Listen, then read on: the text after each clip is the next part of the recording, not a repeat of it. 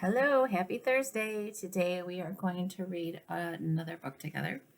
It is titled Zaha Hadid, and that is the name of an architect. And when Hadid dreamed up a new building, she would grab a blank canvas. She started with a jagged line, then a soft sweeping curve, and in paint, she had freedom to explore what a building could be. So she was different than most architects because most architects have drawings. Let's see, can you see that look like this, right? Where they have all straight edges and they draw out their buildings. But Zaha Hadid stood at an easel, and on canvas she would paint her buildings with curves. This is the word building right here. Building. And a building is a structure that people live in or do business in. There is another word in here. Because her buildings were different, people thought that her paintings of buildings were thrilling. Thrilling. And thrilling means that caused a lot of excitement for people. So we're going to read today about Zaha Hadid. And while we're reading, I want you to think about how Zaha Hadid's buildings, and this is one right here. This is a building where people work. How Zaha Hadid's buildings are different than most buildings that you see every day. Okay. Zaha Hadid, Queen of the Curve by Emily Clymer.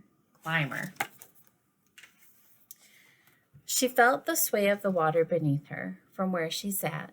She could spot reed homes tucked into the marshes. She thought of the people who had been crafting those dwellings for thousands of years.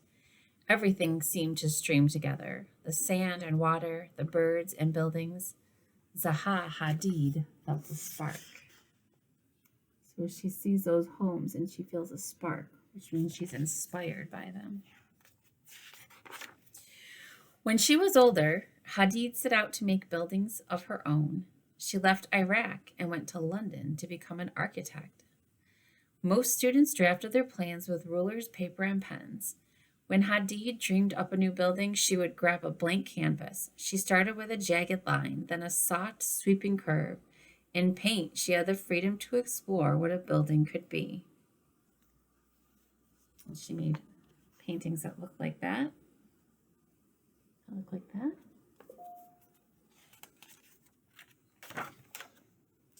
Hadid's paintings were thrilling, but people were not sure whether her buildings could ever be made. The angles were too sharp, the curves too wide, they said. On top of that, most architects were men. It was a difficult line of work to enter, most of all for a woman who was an immigrant. But Hadid kept working. She kept sketching. She kept painting. She kept dreaming up new buildings. You can see that one kind of looks like the building that was on the front. She just kept up dreaming up new buildings. Right here, this image actually shows a really good example. Let me see if I can get it in here right. See up there, that's a drawing of a building, and that's the drawing that Hadid did of her building. Nearly 20 years passed before Hadid finally saw her first building come to life.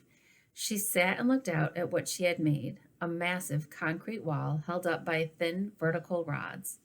People said it seemed as if the building could burst into movement at any second.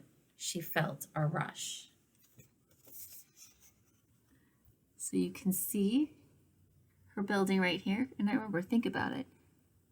How does this look different than the buildings you usually see?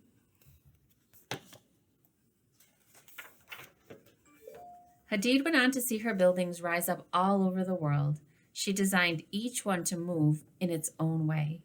Some seem to float with curves that stretch to the horizon. Others have zigs and zags that jump up to meet the sky. All right. Here's one of her buildings. And here's another one. So how are these two buildings different than buildings that you've seen before?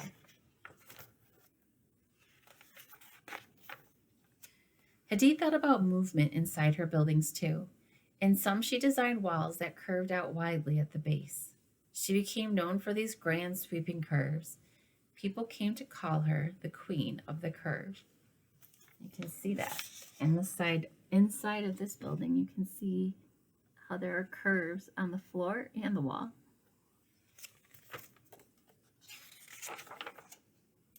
When she was 54, Hadid won a top prize for her work. She thought back to the first prize she had ever won years before. Back then, the committee had called and asked for Mr. Hadid. They thought she must be a man. Now she was the first woman to ever win this top prize. She felt pride.